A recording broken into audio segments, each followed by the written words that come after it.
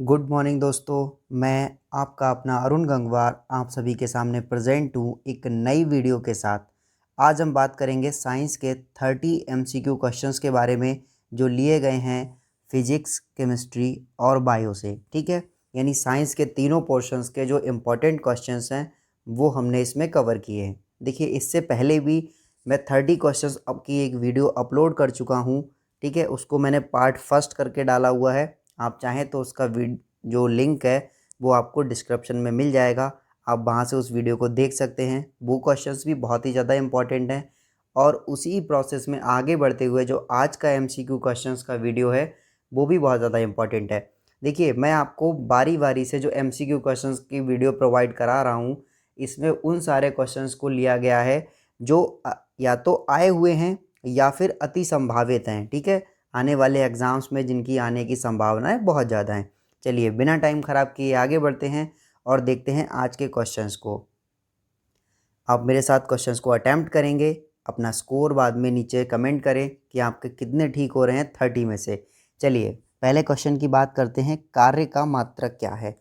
तो देखिए, जो कार्य होता है इसका मात्रक क्या है आपको बताना है। ऑप्शन है आपके पास जूल, वाट, न्यूटन या डाइन।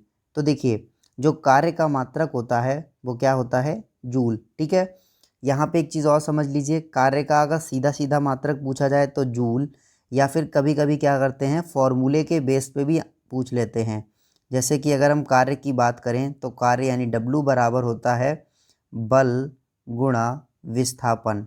ठीक है, बल गुणा विस्थापन। तो क्या करते हैं, तो बल का मात्रक क्या होता है, न्यूटन, और विस्थापन का मात्रक होता है मीटर। ठीक है, यानी कार्य का मात्रक क्या हो जाता है, तो कार्य का मात्रक हो जाता है न्यूटन मीटर। ठीक है, तो अगर जूल नहीं दिया होगा तो न्यूटन मीटर दिया होगा, ये भी ठीक है। ठीक है, आगे देखिए, नेक्स्ट है हमारा पास्कल इकाई है। पास्कल किसकी इकाई है ये बताना है। ऑप्शन है आपके पास आर्द्रता, दाब, वर्षा या तापमान। तो देखिए, आपका सही आंसर क्या हो जाएगा, तो सही आंसर हो जाएगा प्रेशर, दाब की। ठीक है, तो देखिए यहाँ पे एक आया है आर्द्रता शब्द। मैं आपको जितनी भी बार आता है मैं आपको हर बार बताता हूँ कि आपको 2 मीटर हैं वो बहुत याद रखने हैं। पहला कौन सा है, तो पहला है हाइग्रोमीटर। ठीक है, और दूसरा कौन सा है, तो दूसरा है हाइड्रोमीटर। हाइड्रोमीटर, दोनों में डिफरेंस क्या है, तो देखिए ये हाइग्रो है, इसमें ग्रा है, और इसमें ड्रा है, ड्रा। ठीक है, ड्रा शब्द आ रहा है, ड्रा लेटर आ रहा है, तो ड्रा से बना डी और डी से बना डेंसिटी। यानी ये क्या नापेगा, तो ये नापेगा घनत्व, और ये क्या नापेगा, तो ये नापेगा आर्द्रता। ठीक है, जो आर्द्रता होती है वो नापेगा। बहुत ही ज़्यादा इंपॉर्टेंट है, बार बार रिपीट होते हैं, इसीलिए मैं आपको ये बता रहा हूँ। ठीक है, चलिए आगे बढ़ते हैं नेक्स्ट स्लाइड की तरफ।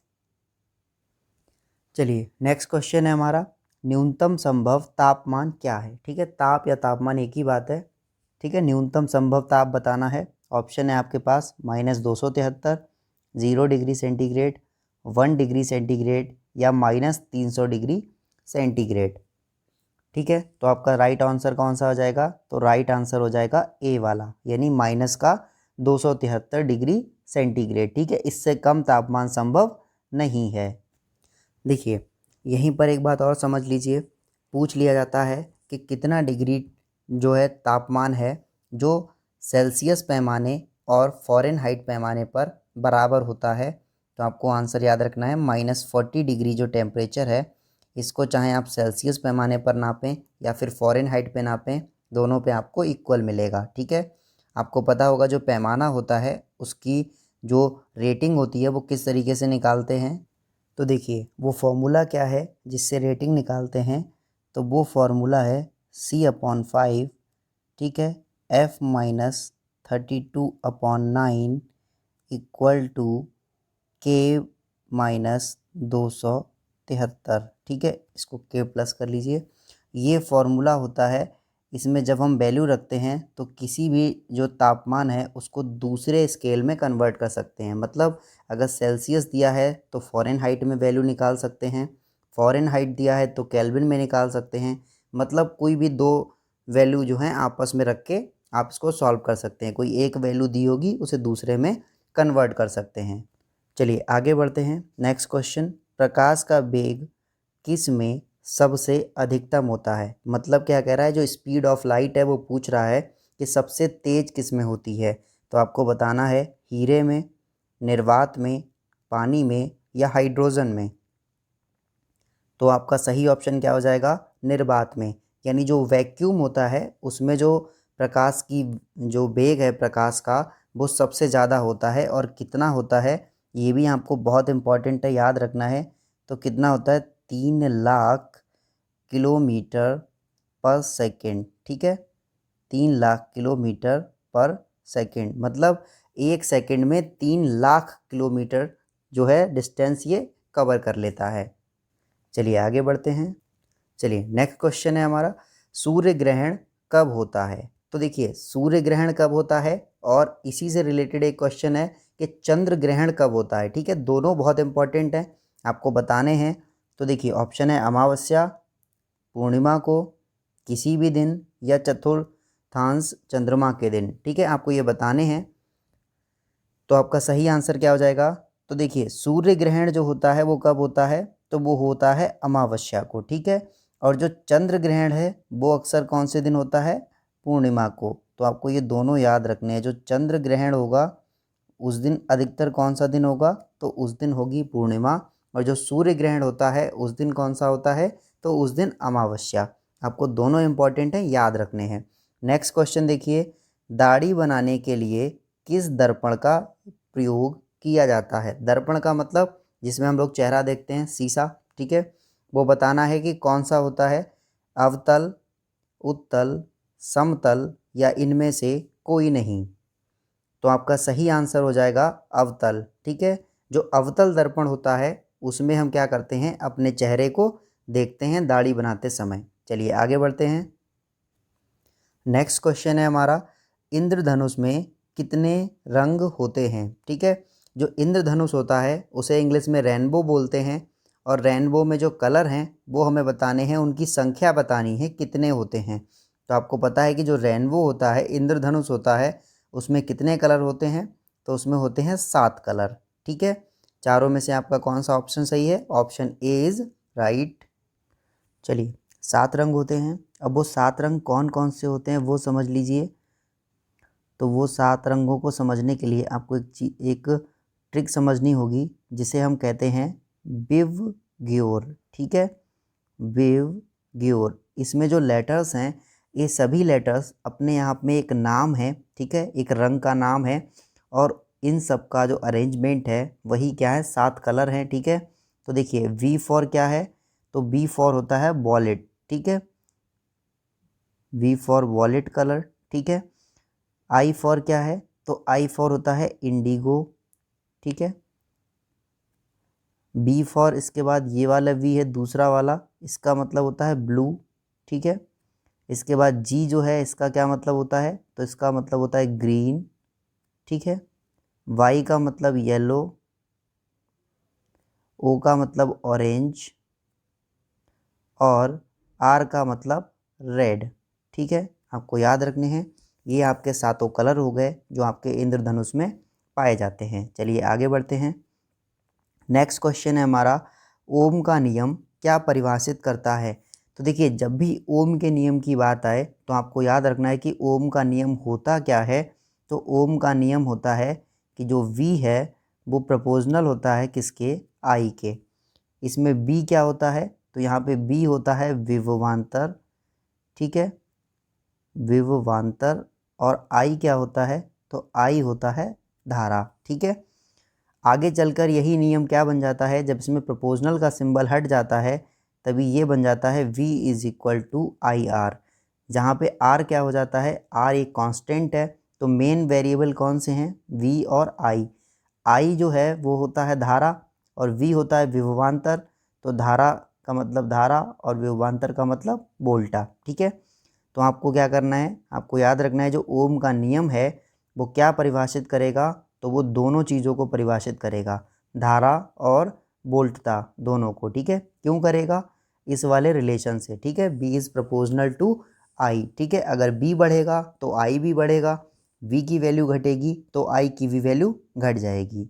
चलिए आगे बढ़ते हैं। नेक्स्ट क्वेश्चन है हमारा, बिजली के बल्ब का फिलामेंट किस तत्व का बना होता है, ठीक है। आपको बताना है कॉपर, आयरन, लेड या टंगस्टन। तो देखिए बहुत ही बेसिक क्वेश्चन है, आपको आसानी से पता होगा कि जो विद्युत का बल्ब होता है, जो विद्युत बल्ब होता है उसमें किसका वायर होता है, तो वो टंगस्टन का वायर होता है, ठीक है। आगे, विद्युत ऊर्जा को यांत्रिक ऊर्जा में बदलने की युक्ति, वेरी इंपॉर्टेंट क्वेश्चन, ठीक है। विद्युत ऊर्जा को यांत्रिक ऊर्जा में बदलने की जो है वो युक्ति क्या कहलाती है, तो यहाँ पे दो चीज़ें समझनी पड़ेंगी आपको।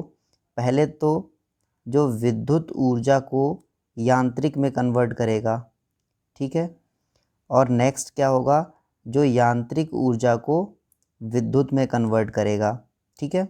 और दोनों बहुत ही ज़्यादा इम्पॉर्टेंट हैं, कभी भी पूछी जा सकती हैं। तो देखो जो विद्युत को यांत्रिक में कन्वर्ट करेगा वो क्या होगा, यहाँ पे विद्युत शब्द आ गया, विद्युत को यांत्रिक में कन्वर्ट कर रहा है, तो पहले आपको विद्युत याद रखना है और उससे रिलेटेड आप क्या बना देंगे, तो विद्युत मोटर, ठीक है। फिर समझ लीजिए, जो विद्युत को यांत्रिक ऊर्जा में कन्वर्ट करेगा वो क्या करेगा, वो कहलाएगा विद्युत मोटर।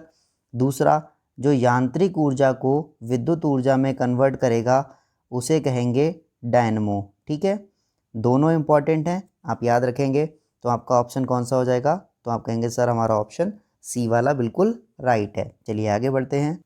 क्वेश्चन है हमारा, निम्न में से कौन सा एक तत्व है, ठीक है। आपको बताना है कौन सा एक तत्व है, माणिक्य, नीलम, पन्ना या हीरा।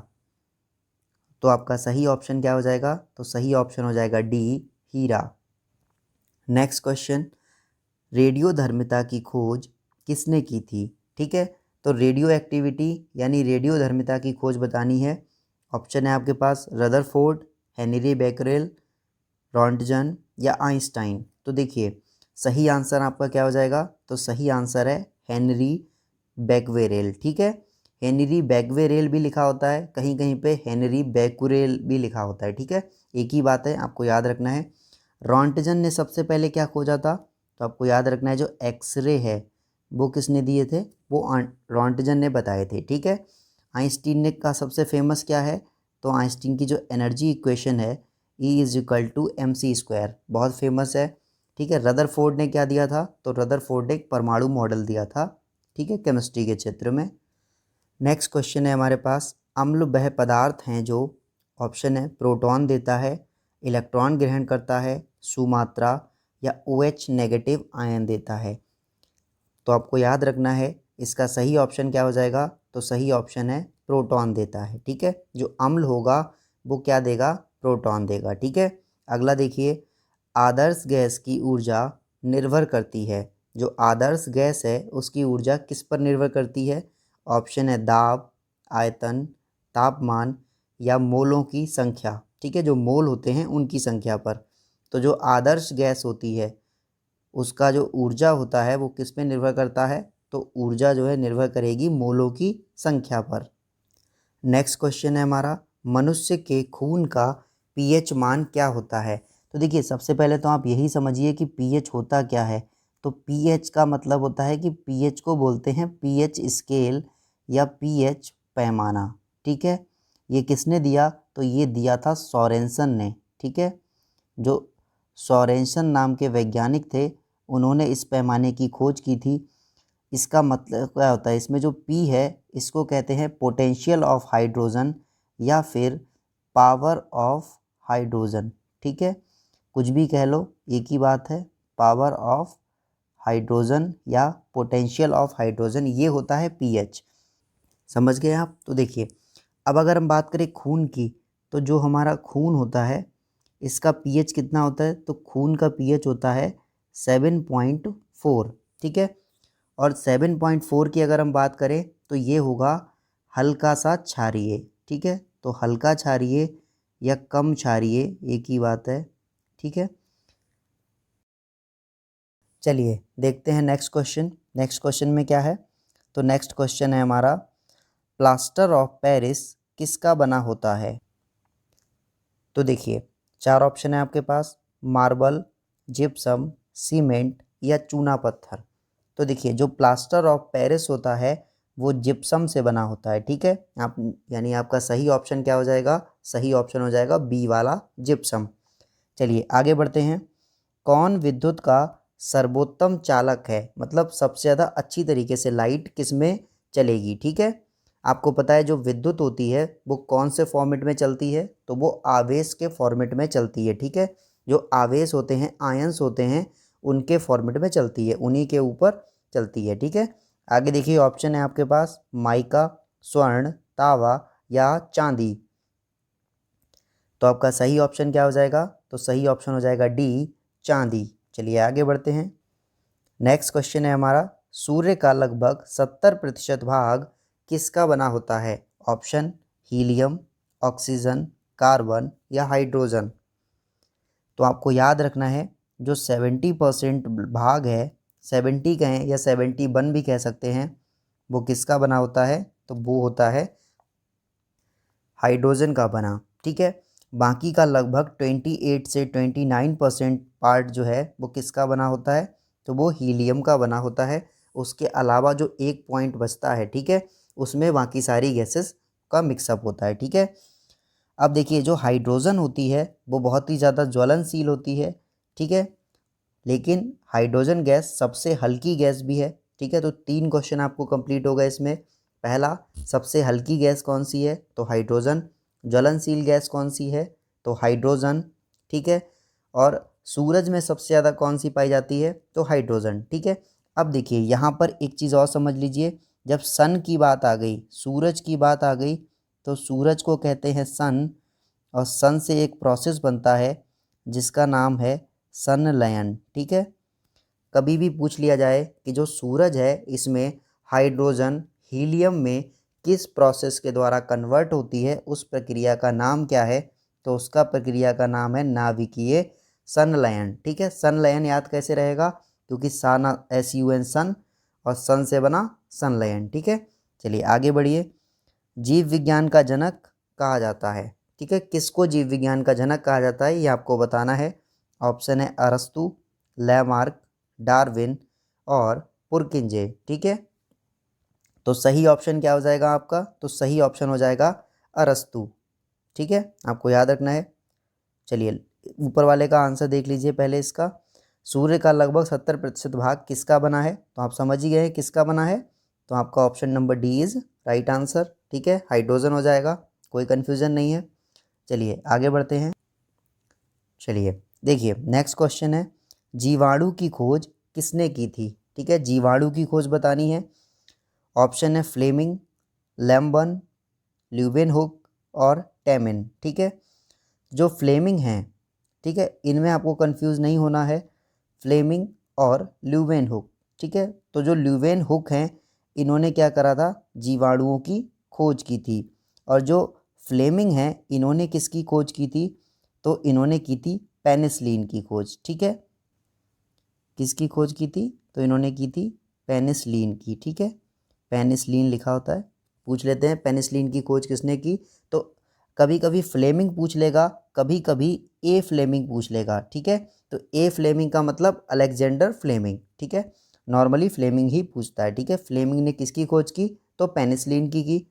जीवाणु की खोज किसने की, ल्यूवेनहुक ने की। आगे देखिए, दूध से दही बनने का कारण, जब भी कभी दूध शब्द का इस्तेमाल हो जाए तो आप वहाँ पे लैक्टो शब्द का देख लीजिए, ठीक है। जहाँ आपको लैक्टो शब्द मिल जाएगा समझो आपका आंसर ठीक हो जाएगा। तो देखिए दूध से दही बनने का कारण है माइक्रोबैक्टीरियम, ठीक है, स्टेफिलोकोकस, ठीक है।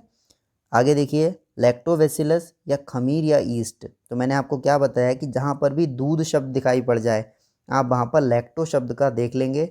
अगर आपको लैक्टो शब्द मिल जाएगा तो आंसर आपका 90% वही होगा। चलिए आगे बढ़ते हैं। नेक्स्ट क्वेश्चन है हमारा, मशरूम क्या है, ठीक है, बताना है आपको कि मशरूम क्या है। कवक है, पशु है, पौधा है या बैक्टीरिया है। तो आपको याद रखना है कि जो मशरूम है वो एक कवक होती है, ठीक है। नेक्स्ट, निम्न में से कौन सा तना है।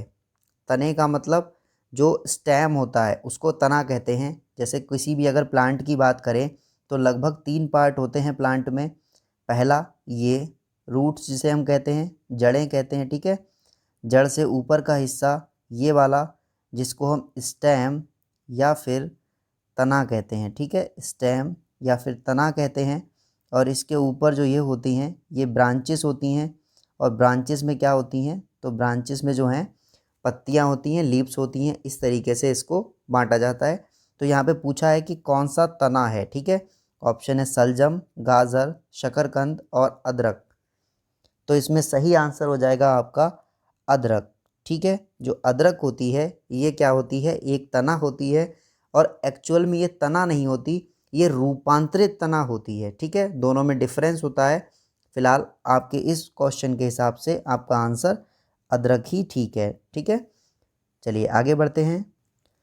देखिए नेक्स्ट क्वेश्चन है, संसार का सबसे छोटा पुष्प कौन सा है। तो जब छोटे की बात आई तो बड़े का भी जिक्र होना चाहिए। तो दोनों इम्पॉर्टेंट हैं कि बड़ा कौन सा है और दूसरा इम्पॉर्टेंट है छोटा कौन सा है। तो देखिए जो बड़ा है वो भी बताएंगे, जो छोटा है वो भी बताएंगे। तो ऑप्शन पहले देख लेते हैं, कमल, रिक्लेंसिया, ठीक है, रिक्लेसिया या फिर रिक्लेंसिया या रिफ्लेंसिया, तीनों बोलते हैं इसी को, सूर्यमुखी या फिर बुल्फिया, ठीक है। तो आपको याद रखना है जो सबसे छोटा है वो कौन सा है, तो वो है बुल्फिया। और जो सबसे बड़ा है वो कौन सा है, तो वो है रेक्लेसिया, ठीक है। जो रेक्लेसिया है वो सबसे बड़ा है और जो सबसे छोटा है वो कौन सा है, बुल्फिया, ठीक है। यानी ऑप्शन नंबर डी हमारा राइट हो गया। नेक्स्ट, पेनिसिलिन की खोज किसने की थी। अभी क्वेश्चन में बताया था मैंने कि जो पेनिसिलिन है ये बहुत इंपॉर्टेंट है और अक्सर पूछी जाती है। तो पेनिसिलिन की खोज बताया था मैंने किसने की थी, तो ये फ्लेमिंग नाम के थे, बताया था ना आपको। और फ्लेमिंग में भी 2 फ्लेमिंग यहाँ पे दे रखे हैं, एक है इयान फ्लेमिंग और एक है ए फ्लेमिंग। तो यहाँ पे जो ए फ्लेमिंग है ये ए का मतलब है अलेक्जेंडर, ठीक है। जो ए है इसका मतलब है अलेक्जेंडर, ठीक है, अलेक्जेंडर फ्लेमिंग, ठीक है, अलेक्जेंडर फ्लेमिंग है। तो यही वाला ऑप्शन हमारा क्या हो जाएगा, ठीक हो जाएगा। यहाँ पे आया नाम एडवर्ड जेनर का, ये भी बहुत इंपॉर्टेंट है। एडवर्ड जेनर ने क्या किया था, सबसे पहले चेचक के का जो टीका था उसे खोजा था, चेचक का टीका, ठीक है। सबसे पहले चेचक का टीका खोजा और ये पहले ऐसे वैज्ञानिक हैं, ठीक है, जिन्होंने कोई भी एंटीटोड बनाया था, ठीक है। एंटीटोड का मतलब वैक्सीन बनाई थी। चलिए नेक्स्ट क्वेश्चन देखते हैं, रेशम पालन कहा जाता है। ये तो इतनी बार एग्ज़ाम में पूछा गया है कि अगर इसकी काउंटिंग करने बैठें तो कम से कम 100-200 से पार निकल जाएगी, ठीक है। इसीलिए आपको इम्पॉर्टेंट है, याद रखना है बहुत ही ज़्यादा। तो देखिए रेशम पालन क्या होता है, एपीकल्चर, पिसीकल्चर, सेरीकल्चर या हॉर्टिकल्चर। तो देखिए रेशम जो होता है, रेशम, ठीक है, रेशम से क्या बनाई जाती हैं, तो रेशम से बनाई जाती हैं साड़ी, ठीक है।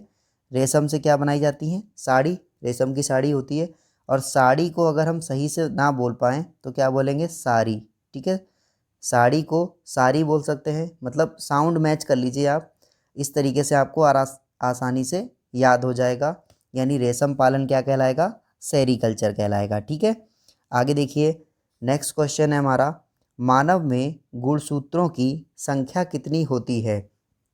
तो देखिए जो मानव है उसमें गुणसूत्र बताने हैं, ऑप्शन है 40, 45, 44 या 46। तो देखिए जो मानव है उसमें आपको पता है कितने गुणसूत्र होते हैं, तो उसमें 23 जोड़ी होते हैं, यानी 23 पेयर। और एक जोड़ी में कितने होते हैं, तो एक जोड़ी में 2 होते हैं, यानी 23 जोड़ी में कितने हो गए, तो 23 जोड़ी में हो गए 46। यानी कौन सा ऑप्शन ठीक हो जाएगा, तो option number D is right answer. चलिए नेक्स्ट क्वेश्चन की तरफ, रेशम का उत्पादन किस से होता है। तो देखिए आपको पता होता है कि रेशम जो है उसका उत्पादन होता है रेशम के कीट से, ठीक है। कीड़ा होता है रेशम का जो सहतूत के पेड़ पर रहता है, उसी से क्या होता है, रेशम के का जो है उत्पादन होता है। लेकिन रेशम के कीट के भी किस पार्ट से, ठीक है, बताना है। तो ऑप्शन है रेशम कीट के अंडों से, रेशम कीट के प्यूपा से, रेशम कीट के लार्वा से या कीटों के अंडाशय से। तो इम्पॉर्टेंट क्वेश्चन है, आपको याद रखना है कि रेशम कीट के प्यूपा से, ठीक है। जो रेशम कीट का प्यूपा होता है उसी से रेशम का उत्पादन होता है।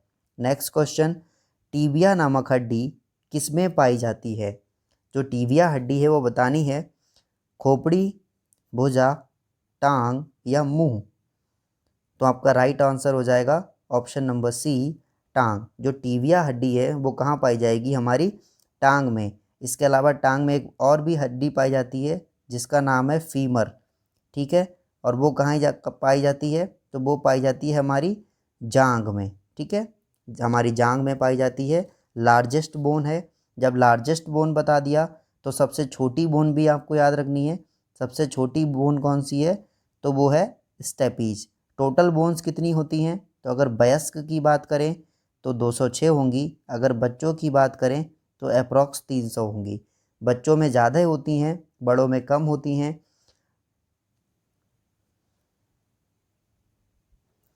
चलिए आज की वीडियो में बस इतना ही।